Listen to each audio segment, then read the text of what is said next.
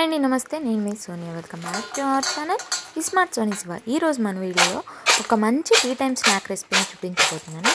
చాలా ఈజీ ప్రాసెస్లో ఈజీ వేలో చేసుకోవచ్చు. చాలా క్రిస్పీగా, చాలా టేస్టీగా ఉంటుంది. ఇది ఒకసారి చేసి పెట్టుకుంటే నెల రోజులు ఈజీగా తినేసేయచ్చు.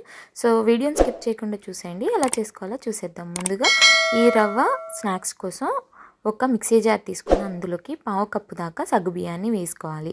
ఇలా సగ్గుబియ్యం మిక్సీ జార్లో వేసుకున్న తర్వాత మెత్తగా నేను వీడియో క్లిప్లో చూపించిన విధంగా ఇలా పౌడర్గా చేసేసుకొని ఒక మిక్సింగ్ బౌల్లోకి వేసేసుకోవాలి.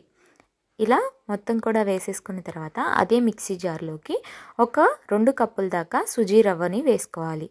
అదే అండి మనం బొంబాయి రవ్వ అంటాం కదా. సో ఆ రవ్వని 2 కప్పుల దాకా మిక్సీ జార్లోకి వేసేసుకోవాలి. 2 కప్పుల సుజీ రవ్వకి ఒక పావు కప్పు దాకా సగ్గుబియ్యాన్ని అయితే యూజ్ చేసుకోవాలన్నమాట.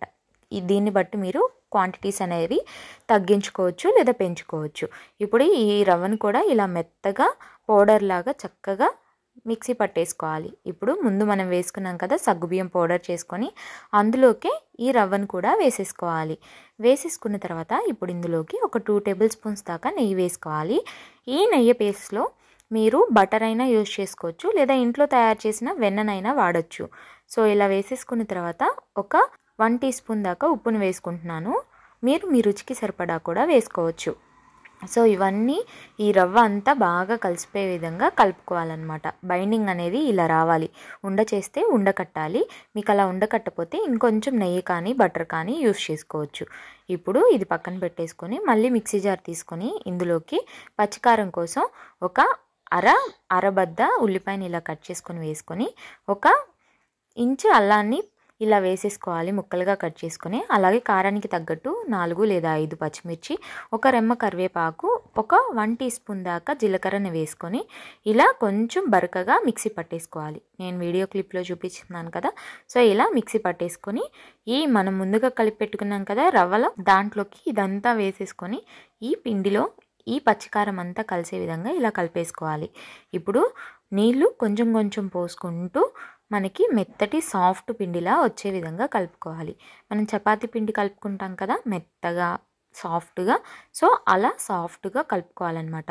చూసుకుంటూ నీళ్ళని కొంచెం పోసుకుంటూ కలుపుకోవాలి. నాకు ఇక్కడ 1 కప్పు వాటర్ దాకా అయితే పట్టాయండి. సో దాన్ని బట్టి మీరు కూడా చూసుకుంటూ కలుపుకోండి. ఒకేసారి మాత్రం వాటర్ అనేది వేసేయొద్దు. సో చూడండి ఇలా చక్కగా ఇలా మెత్తగా అయ్యేంత వరకు కలుపుకోవాలి. కలుపుకునేటప్పుడు కొంచెం పసుపు కూడా వేసుకోండి.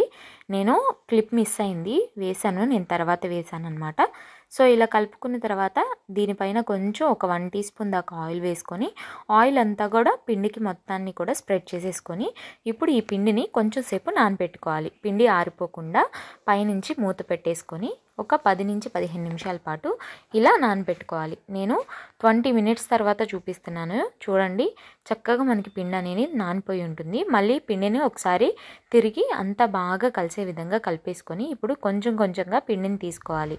ఇలా చిన్న బాల్స్ లాగా పిండిని తీసేసుకొని ఇప్పుడు మిగిలిన పిండి ఉంది కదా అది ఆరిపోకుండా ఇలా లిడ్ని కవర్ చేసుకొని ఈ పిండిని పక్కన పెట్టేసుకొని పొడి పిండి వేసుకుంటూ మనం తీసుకున్న ముద్ద ఉంది కదా దాన్ని మనం చపాతీ ఎలా అయితే రోల్ చేసుకుంటామో అలాగే చక్కగా చపాతీ కర్రతో నేను వీడియో క్లిప్లో చూపిస్తున్నాను కదా. సో అలా రోల్ చేసేసుకోవాలన్నమాట. మీకు ఎక్కడ అంటుకోదండి. లైట్గానే పొడిపిండి చల్లుకోండి, మరీ ఎక్కువ పొడిపిండి చల్లుకోవద్దు. సో ఇలా వీడియోలో చూపించిన విధంగా చక్కగా అంతా కూడా ఇలా చపాతీలాగా చేసేసుకున్న తర్వాత ఈ మందంలో చేసుకోవాలన్నమాట. మరీ మందంగా కాకుండా మరీ పల్చగా కాకుండా ఇలా నేను వీడియోలో చూపించిన విధంగా చేసుకున్న తర్వాత మీకు ఏ సైజులో కావాలంటే ఏ షేప్లో కావాలంటే అలా కట్ చేసుకోవచ్చు. నేనైతే ఇక్కడ డైమండ్ షేప్లో అయితే కట్ చేశాను. మీరు స్క్వేర్ షేప్లో అయినా కట్ చేసుకోవచ్చు లేదా రౌండ్గా అయినా కట్ చేసుకోవచ్చు, అది మీ ఇష్టం. నేనైతే ఇలా కట్ చేసుకున్నాను. ఇప్పుడు ఇలా కట్ చేసుకున్న వాటన్నిటిని కూడా చక్కగా ఇలా తీసుకోవాలి. ఒకదాని తర్వాత ఒకటి ఇలా చపాతీ పిండిలాగా చేసుకొని చపాతీలా చేసుకొని ఇలా చక్కగా కట్ చేసేసుకొని అన్నిటిని కూడా ఇలా ప్లేట్లో వేసుకొని పెట్టేసుకోవాలి. ఇలా ప్లేట్లో వేసుకొని పెట్టేసుకున్న తర్వాత డీప్ ఫ్రైకి సరిపడా ఆయిల్ పెట్టేసుకొని ఆయిల్ హీట్ అయిన తర్వాత ఆయిల్ని మీడియం ఫ్లేమ్లోకి అడ్జస్ట్ చేసుకొని ఇలా ఒకదాని తర్వాత ఒకటి మనం ముందుగా చేసుకున్న రవ్వప్పాలు ఉన్నాయి కదా వాటన్నిటిని కూడా వేసేసుకోవాలి. ఇలా ఒకదానికొకటి అతుక్కున్నా మీరేం కంగారు పడొద్దండి, ఎందుకంటే ఆయిల్లో కొంచెం ఫ్రై అయిన తర్వాత వాటంతట అవే విడిపోతాయి. ఇన్ కేస్ విడిపోకపోతే కనుక కొంచెం ఫ్రై అయిన తర్వాత కొంచెం గట్టిపడతాయి కదా, అప్పుడు మనం గరిటెతో కదిపితే కనుక వాటంతటికి అవి విడిపోతాయి అన్నమాట. సో అతుక్కున్నాయి ఏమన్నా పాడైపోతాయేమో అని మీరు అసలు ఎలాంటి కంగారు పడాల్సిన అవసరం లేదు. సో చూడండి, నేను వేసేటప్పుడు కొన్ని అతుక్కున్నాయి కదా, ఇప్పుడు చూడండి చక్కగా వాటంతటికి అవే ఇలా విడివిడిగా వచ్చేసాయి కదా. సో ఇలా అన్నీ కూడా వేసేసుకున్న తర్వాత మీడియం ఫ్లేమ్లో పెట్టుకొని ఇలా నేను వీడియో క్లిప్లో చూపించిన విధంగా గోల్డెన్ బ్రౌన్ కలర్ వచ్చేంత వరకు మీడియం ఫ్లేమ్లోనే ఫ్రై చేసుకోవాలి. హైలో కానీ సిమ్లో కానీ పెట్టకూడదు అనమాట. సో ఇలా అన్నీ కూడా ఒకదాని తర్వాత ఒకటి ఫ్రై చేసుకొని చక్కగా ఇలా బౌల్లోకి వేసేసుకోవడమే. చాలా చాలా క్రిస్పీగా టీ టైం స్నాక్లో చాలా బాగుంటాయండి.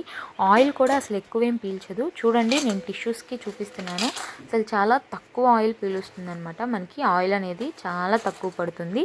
అలాగే చాలా క్విక్గా కూడా చేసేసుకోవచ్చు. ఇవి ఒకసారి చేసి పెట్టుకుంటే నెల రోజులైనా హ్యాపీగా తినేసేయచ్చు. పెద్దల దగ్గర నుంచి పిల్లల వరకు చాలా ఇష్టంగా తింటారు. చూడండి ఎంత క్రిస్పీగా అయితే మీకు సౌండ్స్ వస్తున్నాయో, చూసారు కదా. చాలా ఈజీ ప్రాసెస్లో చేసుకున్నాం కదా. సో ఇంకెందుకు లేటు, ఈ వీడియో చూసాక మీరు కూడా తప్పకుండా ట్రై చేయండి. ట్రై చేశాక ఎలా వచ్చిందో మీ ఫీడ్బ్యాక్ని నాతో షేర్ చేసుకోవడం అస్సలు మర్చిపోవద్దు. ఈ వీడియో కనుక నచ్చితే వీడియోని లైక్ చేయండి, మీ ఫ్రెండ్స్ అండ్ ఫ్యామిలీ రిలేటివ్స్కి షేర్ చేయండి. ఇంకా ఇలాంటి ఎన్నో ఈజీ అండ్ హెల్దీ రెసిపీస్ కోసం స్మార్ట్ సోనీ శివ ఛానల్ని సబ్స్క్రైబ్ చేయండి. ఈ వీడియో అయితే ఇంతే, మరొక మంచి వీడియోతో మళ్ళీ మీ ముందుకు వచ్చేస్తాను. అంతవరకు సెలవు, బాయ్ ఆల్.